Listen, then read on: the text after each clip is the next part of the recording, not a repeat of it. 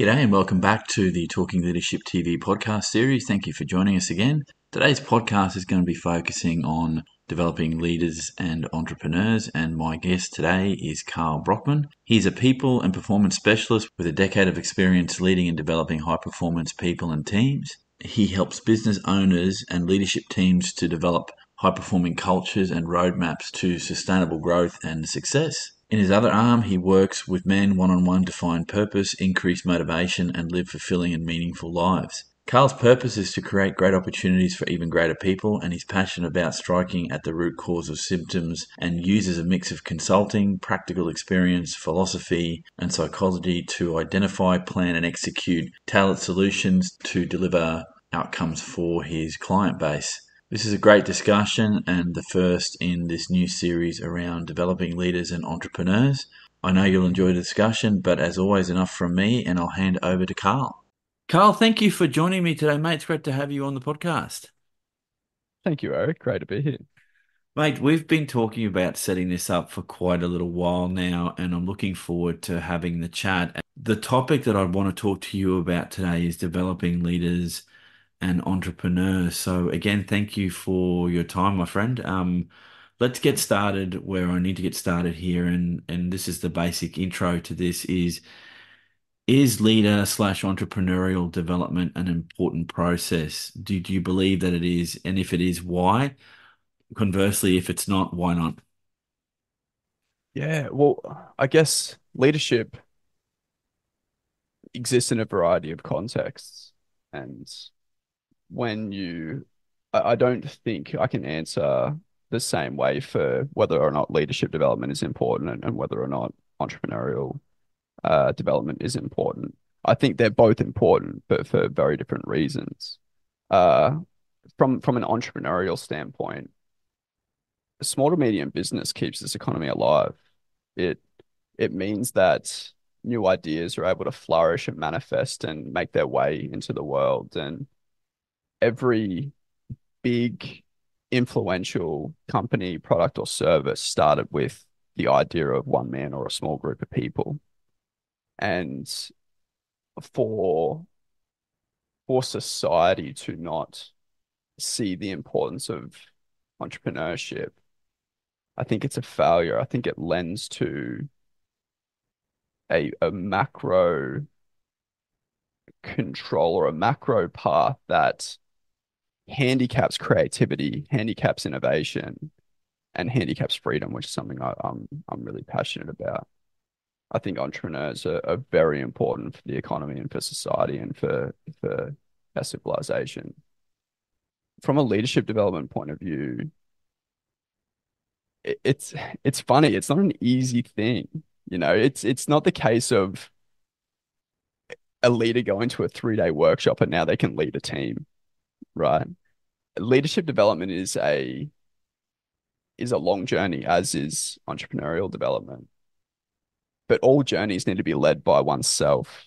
And I think that's the very first thing. You can't force someone to be a leader. You can't try and shove a square peg into a circle hole.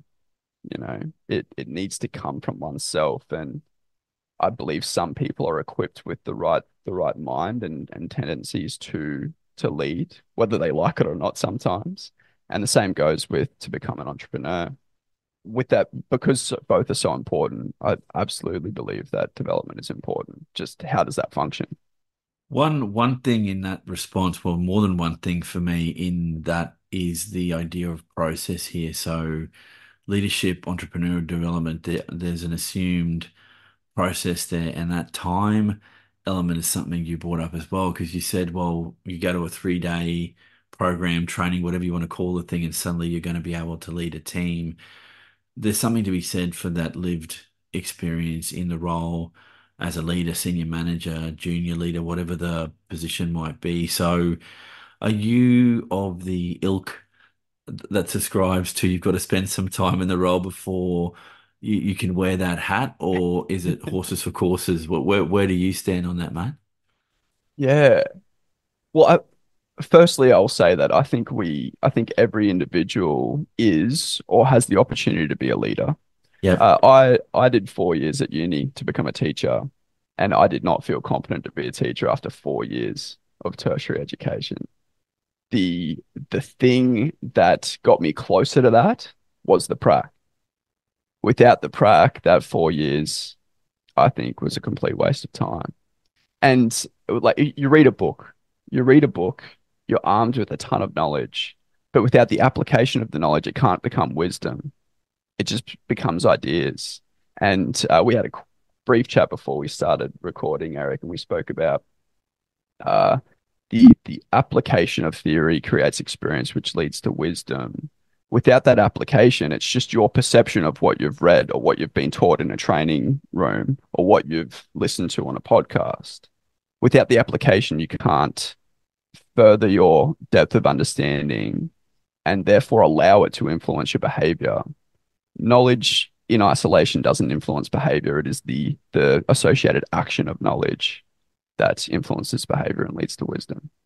Yeah, interesting perspectives. In wanting to have a chat to you about this and expand my thinking around leader development, there's this thing about, and it's probably a good word to use. I haven't heard it used a lot, but this idea of gaining wisdom that I think comes with experience and time served in the trenches, whatever your vocation is, or whether you're working full time. And you mentioned teaching, why that sort of rang some bells for me is my eldest son is studying to be a music teacher, and he's come to some of these realizations very early on that he's loving the learning of what he's doing. He's particularly has a passion for music, but he wants to be able to apply these things, and he's gotten an incredible amount of value from the pracs that he's been able to do and the time spent in the schools. And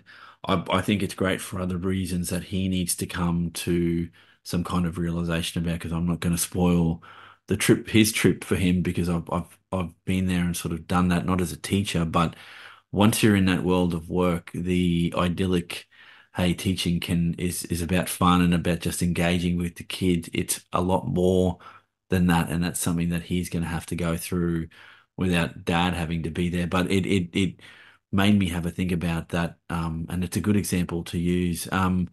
Look, the next area I want to talk to you about, if I can, and this one came from a review in 2019, so we're talking pre-COVID here, and I'm going to ask you to bring that lens to the areas that I'm going to talk about here, and I'll go one at a time, so I'm not going to throw them at you straight away. But the Harvard Business Review article was written by Moldoveanu and Narayandas. These two authors looked at what are some of the gaps in what they called a disjointed state of leadership. So I'm asking you to take that lens if you can. And the first gap that they talked about was a gap in motivations, and they described this as organizations investing in executive development for their long-term good, but individuals participating in order to enhance their skills and advance their career. So I think they're talking about here, what value do you bring to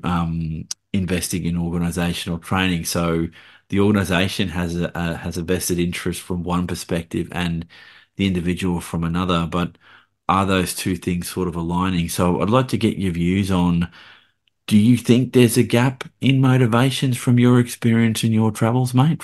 As an organization grows, more people come into the folds, relationships become more complex or more uh have more breadth. And what led an organization to get to one stage of success isn't what's going to let them move to another. And I believe meaning is lost along the way, or at least it's lost down the hierarchy. If the top group, and I'll preface this with I haven't led large organizations, but I've worked in them for a long time, up and down the ladder.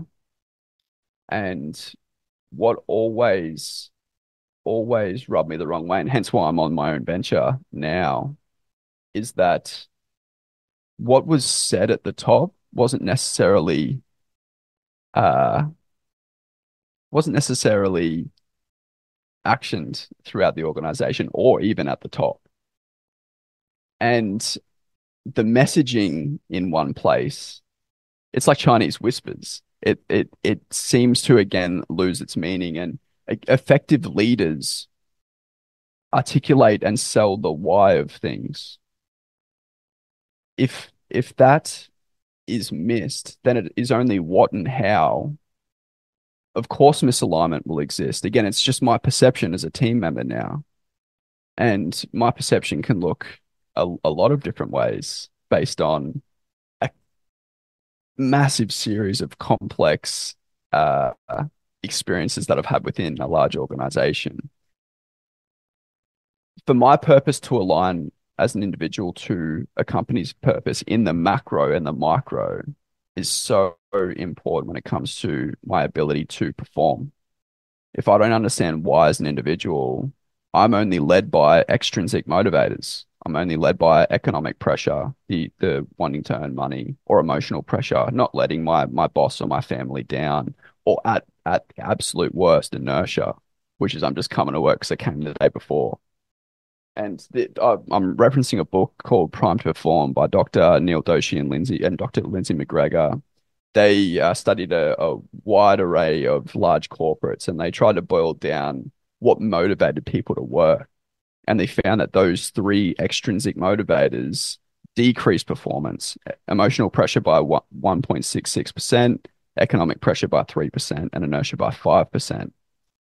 They found that three intrinsic motivators positively impacted performance: potential, positively 1.66%. So I see potential. If I do well here, it's going to allow me to do X in the future. Purpose. So I know and I love why I'm doing the work, times three. And finally, play. I enjoy the work I do, times five. And I believe it's really easy to lose, especially the top two, as organizations become larger and more complex, especially with ineffective leaders along the way. For me, if you aren't a leader, you're a manager. And a manager to manage comes from insecurity and inability to lead oneself, in my opinion. And when we manage, we focus on results and we are surviving. Whereas the leader sells a vision of the future, is focusing on actions and behaviors, and deeper than that, the mindset of their individuals and themselves. And therefore, because of their far high reaching ideal destination, they come from a lens of thriving, and they give their people the opportunity to succeed rather than trying to dictate how they should succeed based on a report that rocked up in my email on Monday morning. So probably a long, convoluted way for me to answer your question, Eric. But I genuinely believe it is the breakdown of the hierarchy down the organization as a business becomes large, because especially in the middle, it's why take any risks? Why take any ownership? It's so easy to blame the people below you to the people above you, and blame the people above you to the people below you. So if you aren't empowered and from the top held to account in terms of how you are leading your team to thrive, then you'll fall. You'll be a victim of your environment, and you will manage and you will do what's required to not get a slap on the ass or not get a stern chat with HR. And you will read the reports and you will say to your leader below you or your team, hey, we did this much last month. What are we going to do to get this much next month? This isn't good enough. I see red boxes. And now you are perpetuating an environment of compliance. Now we're focused on making those boxes green, and we are not working based on why that organization exists and where that organization wants to go. It's a very interesting response. Now, while I've still got you in that headspace, do you think that motivation gap has changed or has been impacted post COVID? So the research I quoted before was pre-COVID. Now we're talking post COVID. Do you see that having changed, and also the motivations for organizations to invest in developing their people, particularly their leaders? Yeah, I believe COVID didn't change it, it just made it more important. Yeah, right. Okay. Yep. when you have everyone together and you see everyone, again, there's less place to hide, if that's one phrase that I can use. You can use Uh, any phrase you like, mate. thank you. There's less place to hide, and it is easier to manage. Managing is an effective way to get results, an effective way because you're able to, like I said, dictate behavior, really focus on the how, and then make sure that the how is getting done that way. But as we work remotely, we don't have that visibility and therefore aren't able to use the same accountability as we could when we're all together. So we have to trust our individuals, and to trust them is not a simple task, especially if you're not a competent leader. If Or you're a or manager, secure or secure, mate, and yes, that made me laugh out loud. yeah, I was going to say a manager insecure in themselves will be hounding their people remotely. And if I'm getting 4 messages a day from my leader about what I'm doing, man, I am checking out every second I can. What? Screw you. I was going to swear. Yeah, no, Like, that's okay. It's leave me to my devices. You should be asking me how you can help me succeed, not asking why I'm not succeeding. Anyway, yeah, I'll get no, it makes perfect sense, mate. The idea that COVID undercut the strings attached to a command and control type of mentality, and I think you're talking about managers in that perspective is was quite prominent. I'm getting the feeling that you've got some real concerns with that middle layer in organizations, and it's not something that I haven't heard before, that management is really around uh, results and getting to KPIs and deliverables and process at the ground level, whereas leadership is not quite that. It's more about what's the visioning involved. So you've made that disconnect very Yeah. clear. Sorry, I would love to quickly say I Sure. don't think it's the middle management's fault though. No, no, and I'm Yeah. not taking that way either. It's But just the but I think nature there of are business. Yeah. a lot Yeah. of problems in that space, absolutely. And the KPIs are important. We need to know how we measure success. But I've been in organizations that just measure everything, which isn't bad. But what game are we playing? Are we playing the game of making these boxes green every week? Or are we playing the game of creating a sustainable, thriving organization that services or provides an amazing product to their customers or clients? If we're playing the box ticking game, then we'll get really good at making ticking boxes, and it won't be aligned to why that organization existed in the first place and what they want to be known for. And now an organization is focusing on reputation, which they need to be aware of and need to focus on to some extent, rather than the character of their organization. Yeah, you bring up, thank you for doing this. You bring up the why of why organizations exist, why the leader's doing what he or she is doing. But for my money, and this is something I've been thinking about a little bit, is you're not always going to get, perfect's not the word here, but alignment between your team's why, the leader's why, and then the organization's why. And where I'm going with this is we go to work for very different reasons. So as much as you want to help motivate a team, I think that's a good perspective to take. And yes, we can always do better in that frame. You've probably met the following people. I know I have, that work is a very functional thing. You clock in, you do the best you can, you clock out, and then you're done. There's no more. I'm not looking to aspire to anything in the place other than just make some coin and get out. And then you've got others that are there to make a difference to their teams, to progress the organization. So that there's an interesting discussion to be had there about who's why and what are we trying to achieve longer term. So if the whys don't align, and if I'm being 100% honest here, I don't think anyone's got that 100% down, because if you're dealing with human beings, you're never going to get full alignment. But that's, if that's your goal, then you're never going to be successful to Yeah, try and then and. I'd ask, like, is full alignment the goal? Sure, Or is it just for some it or might is it be. just understanding the why? You mentioned that role player. They are important. They're the experts. They have the technical ability that myself as a leader does not have. I need them to be happy, and I need them to feel as though they're able to function and perform their role well and switch off after work. And their why, like you said, comes from perhaps more of a security need and a I just want to do what I'm good at need, which great, I need you. And I don't want to handicap you from doing that well. I don't want to force you to try and work on how you lead a team or run a focus session because that's not what you're inclined to do. You're wise to do a great job, and I want you to do a great job. And if it's not to do a great job in the function of this business, then why are you in my team?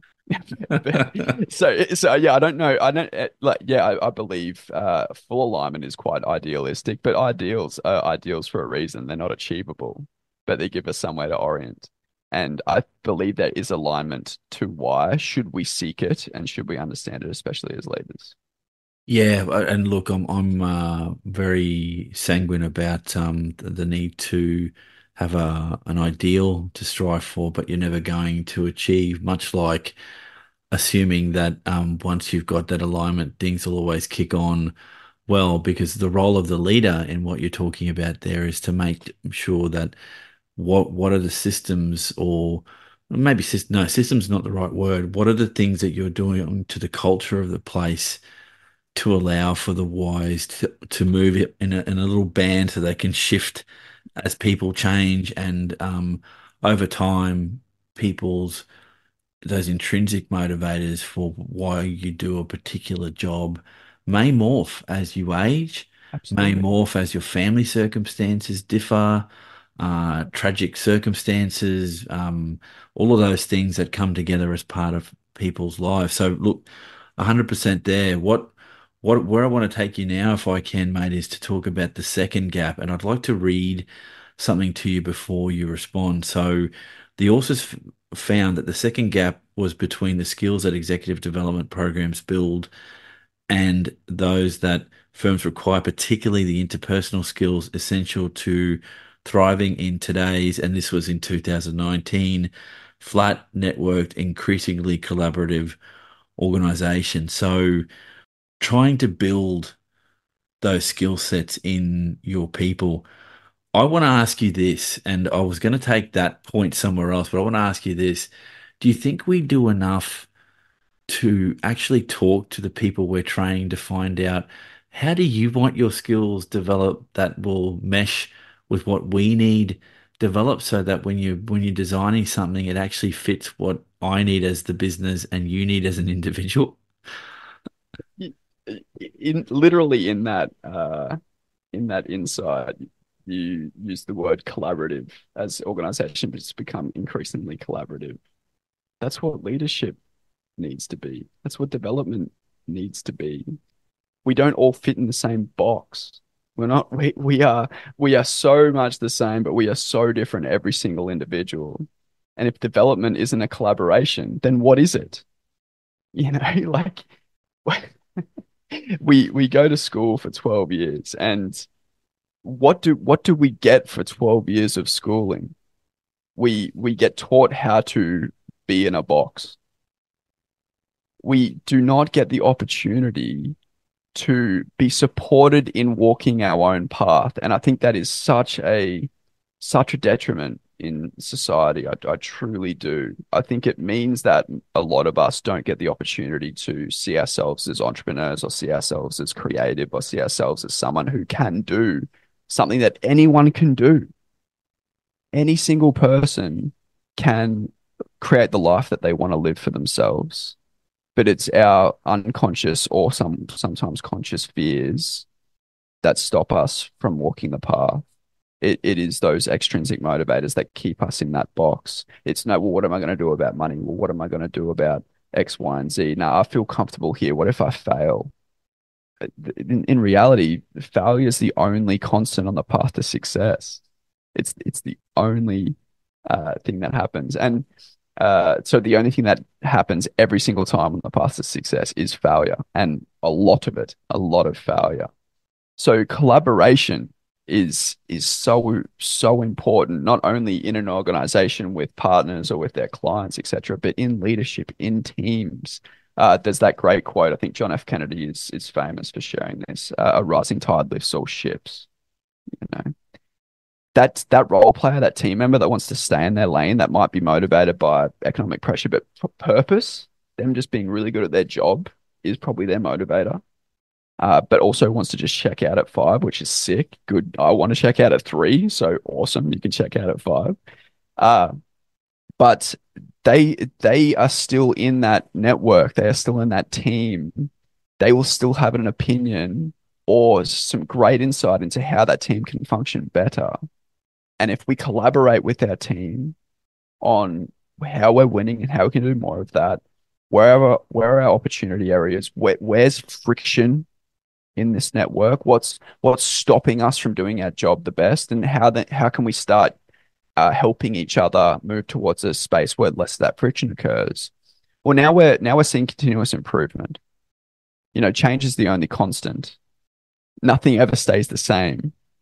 A river flows and therefore stays somewhat clean, whereas a pond can be clean, but it festers because it doesn't move. Nothing stays the same. So if we collaborate, we can continue to move closer to that ideal. As you said, Eric, we'll never get there perfectly, but we'll never get there perfectly because as we get closer to it, our ideal becomes larger or becomes more idealistic because we are closer to that North Star. Building the skill sets and the long-term thinking you want from not just your teams but your leaders, as was found in that research, that it's how do you set up the environment to do that. And the practicality here for me is that organizations don't have a limitless supply of money to help develop people. But I've also had the argument thrown at me, and I think it's a good one, that you don't need often thousands or tens of thousands of dollars to train someone, because you can design experience-based, um, almost like behavioral training in the workplace, that if you design it the right way in your business, you can be training people continuously. You talk about continuous improvement without the need for a massive amount of investment. But I'll preface some of that, and if I'm being honest here, that the drivers for why some organizations, be they large or small, want to invest in training can vary depending on that why again. So if your why is about a public good, the public service, you're developing your people because you're providing a service a lot more broadly on a community basis that is not necessarily motivated by the profit motive. And for a second, I don't have a problem with the profit motive. We live in a capitalist society. People work to make money or Profit's make good. more of it. Yeah, I'm not saying it's a bad thing. It's the idea that depending on the context in which you're working can dictate the skill sets that you need from your leaders. Not that I'm saying that there's a perfect set of those, but I think situationally things matter, and you've gone there and elaborated on that quite nicely. So let me go to the third area that the researchers talked about in terms of a gap, and that was the skills transfer gap. And I want to read you verbatim what they put there, just to get your perspective on this. That simply put, few executives seem to take what they learn in the classroom and apply it to their jobs, and the farther removed the focus of learning is from the locus of application, the larger the gap becomes. What's your view on that from your experiences, Carl? Yeah, it links exactly to what we spoke about before. And I used my uni experience as the example. Knowledge doesn't influence behavior in isolation. It's the application of that knowledge that creates experience and therefore later wisdom. The application of knowledge allows failure, as we spoke about, and people well, we can see failure as the end of the world, but in reality, failure is just learning. I love to say we either win or we learn, you know? And I, if in my experience, the best development interventions, whether they're internal or external, and something that I try so, but that I care so much about and ensure is in my delivery, is the is the application of knowledge in the development or in the training session. And role play is one example that everyone turns their nose up as at when it comes to application of knowledge, but it's not the only way to apply knowledge in a development setting. The next best thing would be to ensure that an intervention ends with the planning of the application in the business and the support network to exist to mitigate the consequences of failure as best as possible. And that's again, if we bring that application into the learning environment, there aren't consequences on the business. It's the perfect place to fail because it's not going to flow on to other things. I would love to quickly say quickly that links this point and the previous point together around the opportunity for skill development to exist in the workplace or to close the gap between green unconscious and conscious incompetence to conscious competence and unconscious competence. And again, every context will allow for a different answer, but I know some people that will have a pretty good idea of how to close that gap in an organization. And those people are the people in the organization, funnily enough. You go pitch that question to your team and say, hey, how can we get our guys performing in a more efficient way sooner?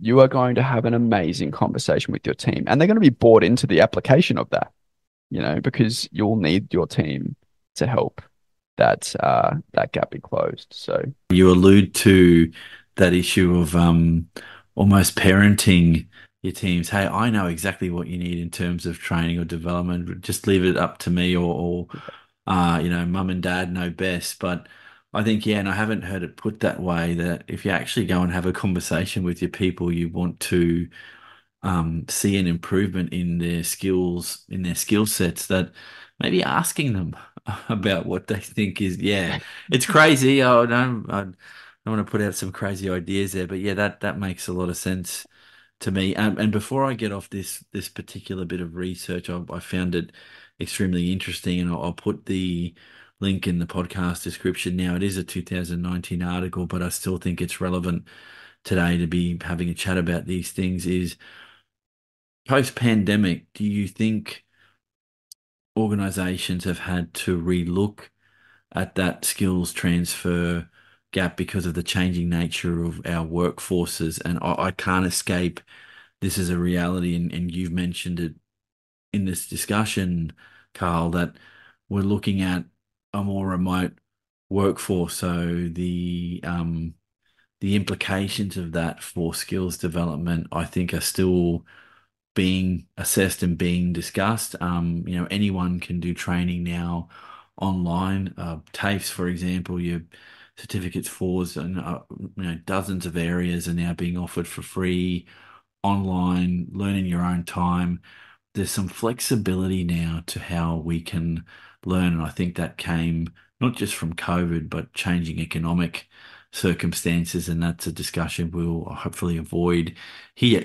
But it's one of those context things that matters. So if I can get back to asking you this, do you think the pandemic impacted how we develop our people in broad terms?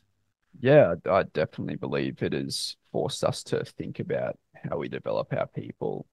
Uh, of course, it's going to be different to develop skills remotely versus in person. I don't believe it's impossible. And you referenced sort of the TAFE degrees and other online learnings. Again, even if it was face to face, if the knowledge doesn't have an opportunity to be applied, then is it really learning? Is it really skill development? I wouldn't call it that. I would just call it research. And I know you're a researcher, so I hope that didn't rub you the wrong way. But how we can achieve the same result with a completely different function, and whether that's possible or not, again, it will depend on context. But being remote, we lose a lot of the opportunities that we get when we're together. And one of those opportunities is to observe. We learn so much by watching or observing people perform a function. And that can be done to some extent remotely. But to be in an environment where you are seeing others perform certain skills or the role or the tasks, by that not being as abundant, we are losing a lot of opportunity to close that gap and develop skill. So in a long roundabout way, of course, it forced us to think differently about how we can develop skills on board, uh, create internal development of people. However, I don't necessarily think it's impossible. I don't think it's handicapped us too much. And I believe it is something that's easy to hide behind as an excuse, if that makes sense, if we're not willing to change or to think differently. I think post COVID, and this is going to be written about quite extensively, is just how much of an impact did it really have on some of these things that people follow in the world of work. Me being leadership tragic, I want to know things about this. I want to understand people's perspectives because I bring my own baggage and thinking to the discussion, but always prepared to be moved on some thinking. It's nowhere to live if you think you've got the answer to everything, because That's true. that's going to lead you down some paths that you don't want to go down. Now this next area, Carl, this is. I've been thinking about why I put this in the mix of questions, and for those listening, this is some new territory for me. So bear with me as I'm sharing my thinking out loud here. The inner voice is now the outer voice. We want to, in broad terms, feel free to disagree. We want to develop leaders and entrepreneurs so that they're more effective in what they do. And by effective, I mean we want outcomes that are going to be helpful to society, helpful to business, helpful to somebody. What does post leader entrepreneur development, what's an effective leader or an effective entrepreneur look like to you? The first thing is define effective, right? And we need to Oh, wow. You're going to be one of roles. these people to ask me to define effective. No, I'm not No, asking you I to. get I it. was just using it to preface more conversation. No, As we walk I through get the it. coals, we get better at walking through the coals, right?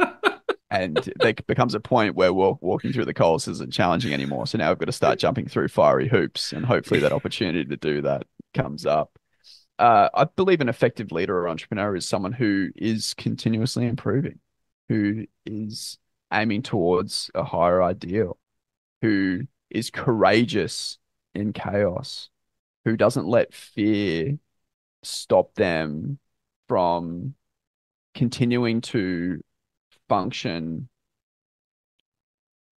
in the same way in which they set out to, doesn't let fear stop them from encouraging and empowering people in their arsenal to do great work, doesn't let their ego stop them from allowing their team members to flourish and giving credit where credit's due.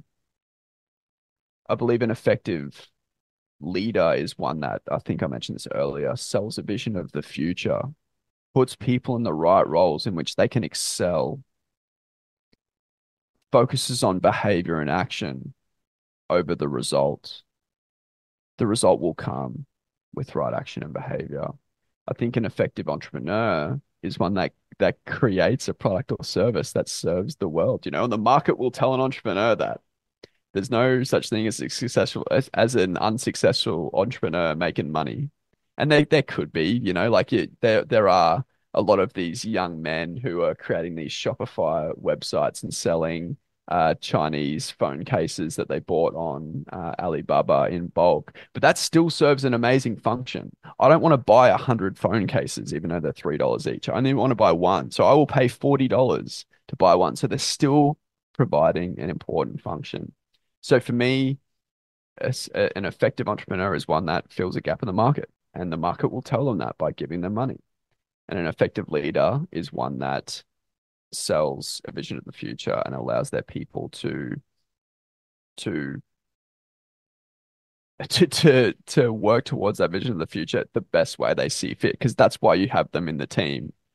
I don't have salespeople in my team for me to tell them exactly how to sell, because I want that. Like, I'm not, I need to be a salesperson. I run a business, but I've hired them because they're better than me at it. Yeah, I have some feelings and thoughts and ways that it could be better, but again, that'll come from a collaborative nature with them. Uh, the the ineffective entrepreneur doesn't succeed at all, and they'll forever be trying to fight a business, but they will succeed if they don't give up. You know, if they continue to learn from their failures, they'll become effective.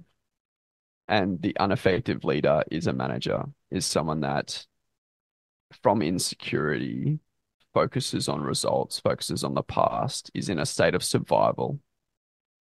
So I hope that gives you enough of an answer, Eric. Yeah, no, it's great, and I had to laugh out loud when you talked about what does effective mean.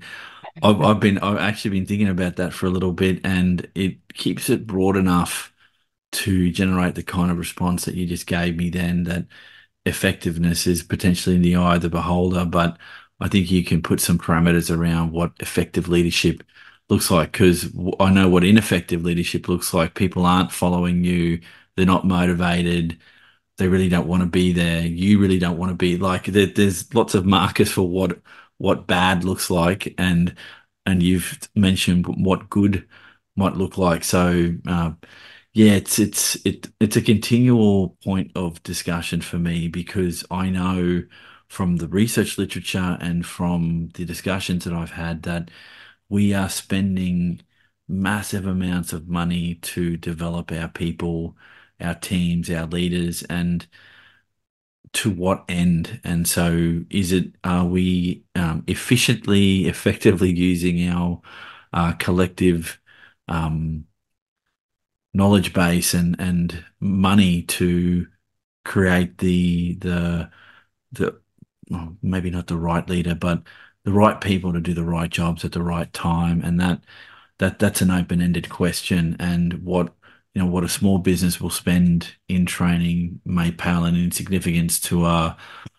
don't know, a Microsoft or an Apple, but I think the motivation to stay in business or stay providing a public good is a key motivator there. And you talked about a lot in the previous responses that we could dive deeper into, and we will in other discussions that we'll have made. But to end this particular discussion, what advice would you give to help develop leaders versus entrepreneurs? I might comment on both individually and see if I can tie it in a little bow, which I've failed to do. I'm still in holiday mode. I'm sorry, Eric. But uh, what advice can I give to help develop leaders? Let them fail. If you're going to put someone in a leadership position, expect them to lead. Don't expect them to be another glorified team member that you're going to tell what to do. Give them the opportunity to lead and hold them accountable in their leadership position. If you've got a leader in your team and you're still managing or leading the people below them, then what is that person doing? Give a leader the opportunity to lead. When failure occurs, and it will, discuss what happened, why it happened, and how we can move forward. Collaborate, coach, whatever frame you want to take, but let them do their job. Just like that role player that just wants to do a great job from 9 to 5, let them do their job and help them do it better. From an entrepreneur standpoint, what advice can I give to develop entrepreneurs? As all walks of life, Eric, it is our life to walk. It is our path to walk. Uh, an entrepreneur needs to feel that they have something to contribute and that there is something there that doesn't currently exist or that they can do better. And the first bit of advice that I would ask an entrepreneur is why? Is your motivation just to make a ton of money? Is it to say fuck you to dad because he never believed in you? that they can serve you quite well, but will they be sustainable? Or is your why something along the lines of, I have this desire to do this better, or to create this, or to uh, fill this gap, or to alleviate the consequences of this problem I see commonly. Like I, if you spoke to me 5 years ago, Eric, I guess I'm technically an entrepreneur now. I wouldn't have thought of myself as that or becoming that, but I started my own business with the burning desire to fix that problem we spoke about, the middle management problem. And for me, it starts at the top. It starts at the top. And I see a lot at the top, them not giving their leaders the opportunity to lead and then dictating how things should be done. And in those organizations, you just get yes men. You just get people that say, yes, sir, no worries, sir, extra fries with that, sir. And creativity is lost, innovation is lost, high performance is lost, the why is lost. So that's a couple of comments for both parties. Why for me, it always comes down to why, and I might be a little bit of an idealist in that sense, but why do you want to develop a leader? Why this person? Do they like why for them? Like, do they want to be a leader? Uh, do they have ambition? Do they want to serve? Do they want to contribute at a higher level? Do they want to take on more responsibility? For an entrepreneur, do you have an unwavering belief that you can create something great? Do you have the faith that you can get through the chaos of starting something from scratch? Uh, is Yeah, what's your why? And I'm just a Simon Sinek puppet in this podcast. I'm sorry for that, but a lot of it comes down to that, man. It comes down to, what are we in it for? This idea of the why, or what is your why, not just in leadership, but in why you get up every day to do the things that you do. It's a very simple question. And before we go, I'd like to thank you for bringing up the asking the person that you want to lead, why do you want to lead, or do you want to lead? It's not a question that's often asked, and I think we'd weed out a lot more people that don't want the stress of being a leader to opt not to be, to potentially find those that, given the opportunity, could be great at leading, but you've got to give them a chance to fail. And you brought that up on multiple occasions, mate.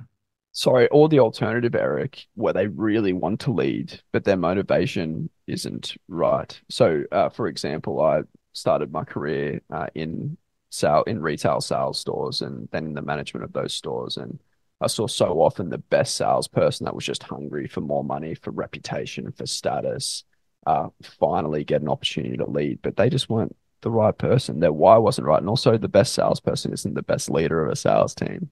So that's the other side to that. It's both ways, absolutely. You ask that salesperson why, and if they have a great answer to that question, they might have a great chance to lead. But I saw so commonly it was maybe ego. Thank you for your time today, sir. Thank you so much for the opportunity, Eric. It's been an absolute pleasure. I hope I didn't embarrass myself too much, and I look No, forward mate, to the next time we chat. this was great. So for those listening, this has been the Talking Leadership TV podcast series. My name is Eric Perez. Thank you for joining us. Have a great day, rest of your week, and we'll catch everyone on the next episode of the podcast.